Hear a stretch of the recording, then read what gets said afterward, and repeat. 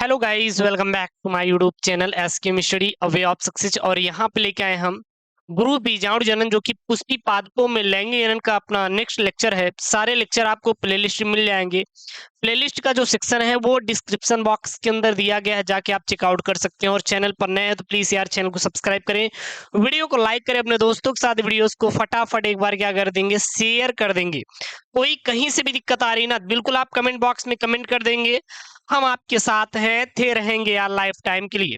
और हाँ, आप लोगों को एसके मिस्टडी को साथ देना है, ठीक है ना। एसके मिस्टडी के साथ पढ़ाई करना है, बाकी हम हैं, सारा मैं आपको पढ़ा दूंगा, परेशान मत होइए। तो गुरु बीजाणु जनन, इसके पहले हम लोग बीजांड बीजांड की संरचना देखे थे। गुरु बीजाणु जनन पूरी क्लास 12 केमिस्ट्री बायोलॉजी केमिस्ट्री खत्म कर देंगे। एप्लीकेशन वाले बिल्कुल टेंशन ना ले, सारी चीजें मिलेगी, ठीक है ना। चलिए, और 1 मार्च से हमारा कोर्स आ रहा है, सॉरी 1 मई से। जाइए, link in the description box, play store से आप लोग पूरा चेकआउट कर सकते हैं। वहां पे 5 ईयर पेपर सोल्यूशन यूट्यूब पर मिलेगा, वहां पे स्पेशल थोड़ा मिल जाएगा। मैं रहूंगा ना, स्पेशल मैं बैठा हूँ, क्या परेशान होते हैं यार। पूरा मेरी हैंड रिटन नोट्स आपको फ्री में वहां पे उपलब्ध करवा दिया, और टेलीग्राम पर भी उपलब्ध है, वहां पर मिल जाएगा यार इकट्ठा सारा मटेरियल। जाइए यार, फटाफट ज्वाइन कीजिए। चलिए, यहाँ पे है गुरु बीजाणु जनन। क्या है गुरु बीजाणु जनन? ये गुरु बीजाणु जनन होता क्या है? अगर कोई आपसे पूछे कि सर ये बताइए कि ये गुरु बीजाणु जनन होता क्या है, किसे कहते हैं गुरु बीजाणु जनन, क्या होता है। और इसके साथ साथ हम लोग देखेंगे मादा एवं उद्भिद का विकास भी हम लोग देखने वाले हैं, ठीक है ना। तो गुरु बीजाणु जनन क्या होता है, सबसे पहले ये देख लेते हैं। विथ माइंड मैप लेकर आया हूं, तो सबसे पहले देख लेते हैं। गुरु बीजाणु मात्र कोशिका, गुरु बीजाणु मात्र कोशिका में जब अर्धसूत्री विभाजन होता है तो गुरु बीजाणु या भ्रूण कोश का निर्माण होता है, और इसी प्रक्रिया को क्या कहते हैं, गुरु बीजाणु जनन कहते हैं। तो गुरु बीजाणु जनन क्या होता है? गुरु बीजाणु मात्र कोशिका में जब अर्धसूत्री विभाजन होता है तो गुरु बीजाणु या भ्रूण कोश का निर्माण होता है, इसे हम लोग गुरु बीजाणु जनन कहते हैं। आप कहेंगे गुरु जी इसको शॉर्ट फॉर्म में एमएमसी भी बोलते हैं, एमएमसी बोलते हैं, गुरु बीजाणु मात्र कोशिका। क्या होती है गुरु बीजाणु मात्र कोशिका? अगला मैं वही पॉइंट क्लियर कर दूंगा, परेशान मत होइए। तो गुरु बीजाणु मात्र, गुरु बीजाणु जनन का कोई परिभाषा आपसे पूछे तो इसका परिभाषा आप सीधा लिखिएगा प्यारा सा, गुरु बीजाणु या भ्रूणकोश के निर्माण की प्रक्रिया को गुरु बीजाणु जनन कहते हैं। गुरु बीजाणु जनन क्या होता है? गुरु बीजाणु जनन क्या होता है? गुरु बीजाणु या भ्रूणकोश की निर्माण प्रक्रिया को क्या कहते हैं? गुरु बीजाणु जनन कहते हैं। क्या कहते हैं? गुरु बीजाणु जनन कहा जाता है। क्लियर है? इतना नोट पॉइंट में आप लोग नोट कर लीजिए। अगले स्टार पॉइंट में लिखेंगे, क्या लिखेंगे, या फिर आप दूसरी परिभाषा दे सकते हैं इसका, क्या देख सकते हैं? गुरु बीजाणु मात्र कोशिका से गुरु बीजाणु के निर्माण की प्रक्रिया को गुरु बीजाणु जनन कहते हैं। अरे सर, गुरु बीजाणु जनन किसे कहते हैं? गुरु बीजाणु मात्र कोशिका से गुरु बीजाणु के निर्माण की प्रक्रिया को क्या कहते हैं? गुरु बीजाणु जनन कहा जाता है, गुरु बीजाणु जनन कहते हैं। सर क्लियर है? इतना पॉइंट, हर एक इंपॉर्टेंट पॉइंट मैं आपको कवर करवा रहा हूँ। ऐसा इंपॉर्टेंट पॉइंट मैं आपको प्रोवाइड कर रहा हूँ जो कि आपको कहीं पर पूरे यूट्यूब पर मिलने वाला बिल्कुल भी नहीं है, ठीक है ना। तो गुरु बीजाणु जनन सीधा बता दीजिएगा, गुरु बीजाणु या भ्रूण कोश का निर्माण कोई क्या कहते हैं? गुरु बीजाणु जनन कहते हैं। गुरु बीजाणु मात्र कोशिका से गुरु बीजाणु के निर्माण की प्रक्रिया को क्या कहते हैं? गुरु बीजाणु जनन कहा जाता है। यहाँ पे देखेंगे कुछ स्टार पॉइंट में, यहाँ पे मैंने लिखा है क्या? बीजांडकाय की कोई एक कोशिका पोषण प्राप्त कर अपने आकार में वृद्धि करती है तथा सुस्पष्ट दिखाई देने लगती है। जो बीजांडकाय होता है, बीजांडकाय क्या होता है? तो जाइए link in the description box, playlist में बीजांड की संरचना पढ़ेंगे तो उसमें बीजांडकाय के बारे में पता चल जाएगा। दिखाई देने लगती है जिसे प्रपस्थ कोशिका यानी कि आर्की स्पोरियल सेल कहते हैं। इसमें परिणत विभाजन से 2 कोशिकाएं बनती है। कौन कौन सी? सबसे पहली बनती है आपकी प्राथमिक भित्ति कोशिका, दूसरी बनती है प्राथमिक बीजाणु जन कोशिका। जो सबसे पहली बनती है प्राथमिक भित्ति कोशिका से किसका निर्माण होता है? तो इससे निर्माण होता है बीजांड की भित्ति का निर्माण होता है, और दूसरी होती है बीजांड प्राथमिक बीजाणु जन कोशिका से, इससे होता है गुरु बीजाणु मात्र कोशिका का निर्माण होता है। गुरु बीजाणु मात्र कोशिका किस प्रकार से होती है? तो वो द्विगुणित तो होती है। क्या होती है? द्विगुणित तो होती है। इस चीज को आप लोग याद रखिएगा, हर एक पॉइंट में पढ़ा रहा हूं, ठीक है ना। तो ये समझ में आ गया गुरु बीजाणु जनन क्या होता है। सीधा लिखेंगे कि गुरु बीजाणु या भ्रूण कोश के निर्माण की प्रक्रिया को गुरु बीजाणु जनन कहते हैं। यानी कि गुरु बीजाणु मात्र कोशिका में जब अर्धसूत्री विभाजन होता है तो गुरु बीजाणु या भ्रूण कोश का निर्माण होता है, उसे हम लोग क्या कहते हैं? गुरु बीजाणु जनन कहते हैं। क्लियर है ना? यहाँ पे आपको मैं बता दूं कि कैसे होता है, इसका प्रोसेस क्या है, क्योंकि फिगर आपके लिए क्या रहेगा, इंपॉर्टेंट रहेगा पेपर में। और फिगर भी आपको आना चाहिए प्रॉपर तरीके से, आपको सारी चीजें आनी चाहिए, तभी आपको मजा आएगा पढ़ने में, ठीक है ना, मजा आएगा पढ़ने में। चलिए यहाँ पे मैं अपने हाथों से फिगर बनाया हूँ। तो सबसे पहले इसको हम लोग क्या कहते हैं, तो इसको बोलते हैं गुरु बीजाणु मातृ कोशिका, शॉर्ट फॉर्म में एमएमसी कहते हैं। इंग्लिश में क्या बोलते हैं, megaspore mother cell, megaspore mother cell यानी कि एमसीसी, गुरु बीजाणु मातृ कोशिका। जब हम लोग उसमें पढ़ रहे थे पराग कोश में, तो याद करिए पराग कणों में, तो वहां पे आपका लघु बीजाणु मातृ कोशिका थी। क्या थी, लघु बीजाणु मातृ कोशिका थी। और इसमें क्या है, गुरु बीजाणु मातृ कोशिका है, ठीक है ना। जब इसमें अर्धसूत्री फर्स्ट विभाजन होता है, तो यहाँ पे दो कोशिकाओं का निर्माण होता है, दो केंद्र की कोशिकाओं का क्या होता है, निर्माण होता है। देखिए एक पहला और दूसरा। फिर इसमें जब अर्धसूत्री सेकंड होता है विभाजन, तो चार गुरु बीजाणु मात्र कोशिकाओं का निर्माण होता है, जो कि क्या रहते हैं, अगुणित होते हैं। और इसे ही रेखीय गुरु बीजाणु चतुष्क भी कहते हैं, ठीक है ना।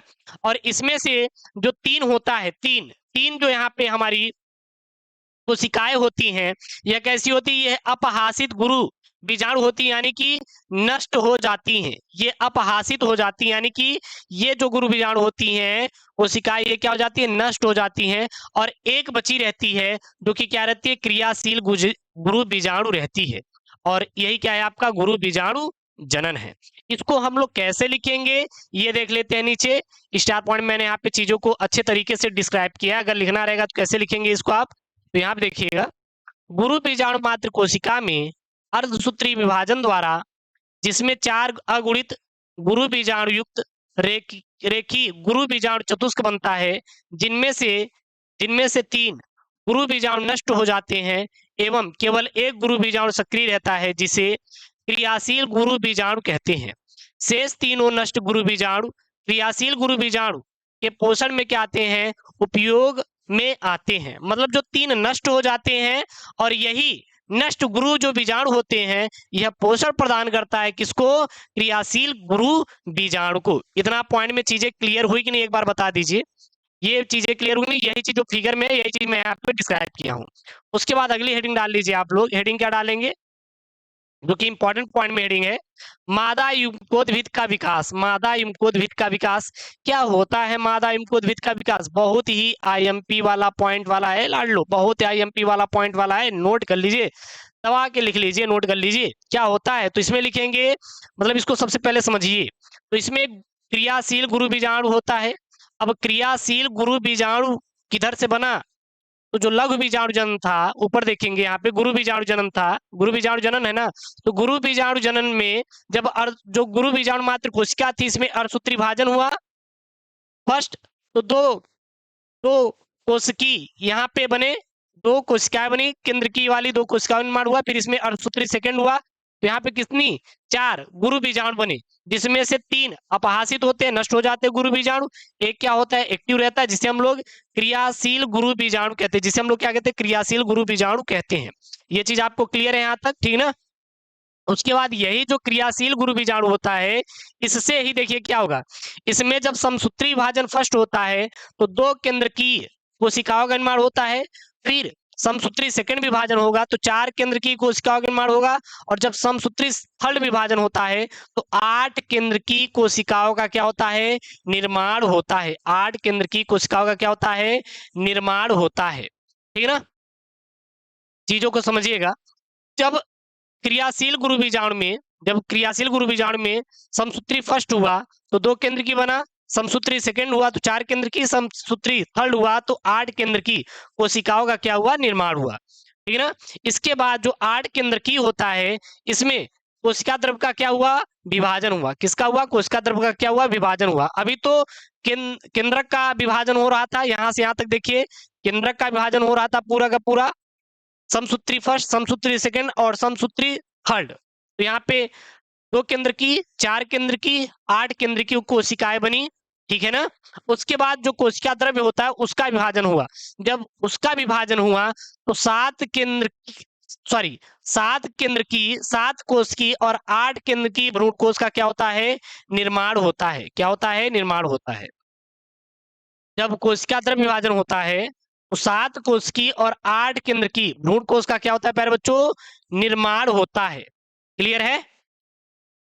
यहाँ आप देखिए, ये क्या है, ये आपका केंद्रकीय कोशिका है। तो ये देखिए 8 बनी है ना, फिर इसका जब कोशिका द्रव का विभाजन होता है तो ऊपर की ओर 3, ऊपर की ओर 3 कोशिकाएं, नीचे की ओर 3 कोशिकाएं बनती हैं, और बीच में ये दोनों को एक कोशिका कहते हैं। लेकिन केंद्रक की बात करें तो 2 केंद्रकीय होते हैं, 2 केंद्रक कोशिकी में एक होता है, ठीक है ना। तो यहाँ पे देखिएगा, अभी इसको एक एक करके समझते हैं। जो ऊपर की ओर हम लोग क्या बोलते हैं, निभागीय सिरा, नीचे की ओर सिरा को बीजांड द्वारी सिरा बोलते हैं। ऊपर के भाग को निभागीय सिरा, नीचे वाले भाग को क्या बोलते हैं, बीजांड द्वारी सिरा बोला जाता है। ठीक है, क्लियर हो इतना पॉइंट आपको। उसके बाद जो ऊपर के तीन तीन यहाँ पे देखिए कोशिकाएं बनी, इन तीनों को क्या बोलते हैं, प्रतिमुखी कोशिका कहते हैं। जो निभागीय की ओर होता है उन्हें हम लोग प्रतिमुखी कोशिकाएं बोलते हैं, जो कि अगुणित होते हैं, यानी कि एन के रूप में होते हैं। बात समझ आ रही है। उसके बाद जो मध्य में यहाँ पे कोशिकाएं बन रही हैं, इसको हम लोग केंद्रीय कोशिका कहते हैं। क्या कहते हैं, केंद्रीय कोशिका कहते हैं। और ये दोनों जो केंद्रक होते हैं, इन दोनों मिक्स करके यानी दोनों को मिलाकर केंद्रकीय कोशिका कहते हैं। और इन दोनों जो केंद्रक बन रहे हैं, इसको हम लोग द्वितीय केंद्रक कहते हैं, यानी ध्रुवीय केंद्रक जानते हैं, ये भी क्या होते हैं, अगुणित होते हैं। उसके बाद निभागीय सिरा की ओर प्राथमिक कोशिका, बीच में केंद्रकीय कोशिका, और नीचे की ओर क्या है, बीजांड द्वारी सिरा, जहां पे 3 कोशिकाएं बनी। सबसे मध्य वाली जो कोशिका होती है, सबसे मध्य वाली कोशिका होती है, इसको क्या कहते हैं, इसको हम लोग अंड कोशिका कहते हैं, जो कि एन के रूप में होती है। क्लियर है। और यहाँ पे जो 2 कोशिकाएं बन रही हैं, एक इधर, इन दोनों को क्या कहते हैं, सहायक कोशिकाएं कहते हैं। क्या कहते हैं, सहायक कोशिकाएं। बीच वाली कोशिका को अंड कोशिका, ये दोनों बगल वाली कोशिका को सहायक कोशिका कहते हैं। ये भी आपका अगुणित रहता है, जहां पे यन लिखा रहे इसका मतलब क्या है, आपका अगुणित होता है। क्लियर है। और ये जो है ना, इसके नीचे की ओर देखिए इस प्रकार भी आकार बने, जिसे हम लोग तंत्र रूपी समुच्चय कहते हैं, जो कि सपोर्ट देते हैं। क्लियर है ना। इसे ही क्या कहते हैं, पॉलीगोनम प्रकार का भ्रूणकोश भी कहा जाता है। क्योंकि पॉलीगोनम प्रकार का भ्रूणकोश इसलिए कहा जाता है बिकॉज ये 7 कोश की और 8 केंद्र की होता है। अब कहें गुरुजी ये 7 केंद्र की 8 कोश की कैसे समझेंगे। देखिए कितने केंद्रक हैं, 1 2 3 4, जहां पे पॉइंट है 5 6 7 8, 8 केंद्र की हो गया। लेकिन ये तो 3 कोशिकाएं ऊपर 3 कोशिकाएं नीचे, लेकिन जो बीच वाली कोशिका है, इसको दोनों को सम्मिलित रूप से एक कोशिका बोला जाता है। ये चीजें आपको क्लियर हुई कि नहीं, फटाफट बता दीजिए। तो ये क्या हो गया आपका, ये मादा एवं उद्भिद का क्या हो गया, विकास हो गया। लिखेंगे कैसे, समझने के लिए कैसे आपको लिखना रहेगा, क्योंकि लिखना ही मोस्ट इंपॉर्टेंट होता है। अगर जब आप लिख ही नहीं पाएंगे तो कैसे समझा पाएंगे, एक्सप्लेन कैसे कर पाएंगे, तो ये चीज आपके लिए इंपॉर्टेंट होती है, ठीक ना। तो इसमें क्या लिखेंगे सबसे पहले, अगर क्योंकि बोर्ड एग्जाम में आता है कि मादा एवं उद्भिद के विकास का वर्णन कीजिए, तो बस यही लिखना है जैसे मैं लिख रहा हूँ। सक्रिय या क्रियाशील गुरु बीजाणु मातृयुग्मकोद्भिद अर्थात भ्रूणकोश की प्रथम कोशिका होती है। भ्रूणकोश की क्या होती है, प्रथम कोशिका होती है। क्रियाशील गुरु बीजाणु में 3 लगातार समसूत्री विभाजन होते हैं, समसूत्री फर्स्ट, समसूत्री सेकेंड, समसूत्री फोर। जब फर्स्ट हुआ तो 2 केंद्र की कोशिका का निर्माण हुआ, सेकेंड हुआ था तो 4 केंद्र की कोशिका का निर्माण हुआ था, थर्ड समसूत्री विभाजन हुआ था तो 8 केंद्र की कोशिकाओं का निर्माण हुआ था। फिर कोशिका द्रव्य में विभाजन हुआ था तो जाकर क्या हुआ था, मुखी कोशिकाएं बनी थी और अंडद्वारी कोशिकाएं नीचे की ओर बनी थी। जो प्रमुखी कोशिकाएं थी ऊपर की ओर 3 कोशिकाएं बनी, नीचे की ओर 3 कोशिकाएं, बीच में केंद्रकीय कोशिका, जो कि सम्मिलित रूप से केंद्रकीय कोशिका कहते हैं। क्लियर है ना, जिससे 8 केंद्र की अवस्था बनती है। क्लियर है ना, जिसमें 3 केंद्रक निभागीय सिरों की ओर, ऊपर की ओर निभागीय सिरा, और 2 केंद्रक मध्य में, और 3 केंद्रक बीजांडद्वारी सिरों की ओर स्थित होते। देखिए यहाँ पे निभागीय सिरे की ओर प्रतिमुखी कोशिका, नीचे की ओर क्या, यहाँ पे आपकी बीजांड द्वार की ओर 3 कोशिका, अंड कोशिका और सहायक कोशिका है, और बीच में केंद्रीय कोशिकाओं का निर्माण होता है। वही चीज है यहाँ पे। क्लियर है ना, ऊपर वाला फिगर समझेंगे तो ये समझ में आ जाएगा। इसमें कोशिका द्रव्य विभाजन होता है, जिससे 7 कोशिकी और 8 केंद्र की भ्रूण कोश का क्या होता है, विकास होता है। जो मादा युग्मकोद्भिद का क्या करती हैं, प्रतिनिधित्व करती हैं। क्लियर है ना। निभागीय सिरे की ओर स्थित तीनों अगुणित कोशिकाएं प्रतिमुखी कोशिकाएं जो कि सिरे की ओर स्थित होती हैं। और इन तीनों कोशिकाओं में एक अंड कोशिका जो कि मादा एवं उद्भिद होती है, वह दो सहायक कोशिकाएं होती हैं, और केंद्रक वाली कोशिकाएं क्या कहलाती हैं? केंद्रकीय कोशिका कहलाती है। जो निभागीय की ओर तीन अवृत कोशिका जिसे हम लोग प्रथमुखी कोशिका कहते हैं, जो कि सिरों की ओर स्थित होती हैं, ठीक है ना। और तीनों को क्या कहते हैं? अंड कोशिकाएं को और दो सहायक कोशिकाएं होती हैं। क्लियर ना? इस प्रकार अंड कोशिकाएं व सहायक कोशिकाएं मिलकर अंड उपकरण बनाती हैं, और फिर यही आपकी क्या होती है? अंड उपकरण। देखिए, तो अंड कोशिका और सहायक कोशिकाएं, अंड कोशिका और सहायक कोशिकाएं दोनों मिलकर क्या बना रही हैं? अंड उपकरण का निर्माण कर रही हैं। क्लियर है? उसके बाद सहायक कोशिकाओं में तंत्र रूपी समुच्चय पाया जाता है, जो पराग नलिका के भ्रूणकोश में प्रवेश की दिशा का निर्धारण करती है। और जो सहायक कोशिकाएं होती है उसमें तंत्र रूपी समुच्चय पाया जाता है, और इनका काम होता है पराग नलिका को भ्रूणकोश में प्रवेश करने की दिशा को देना। यहीं से क्या करता है? पराग नलिका क्या करती है? प्रवेश करती है।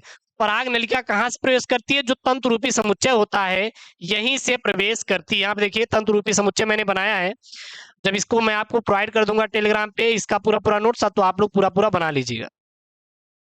क्लियर है ना? वाइड हो गया, सॉरी, यहाँ पे ये तंत्र रूपी समुच्चय है।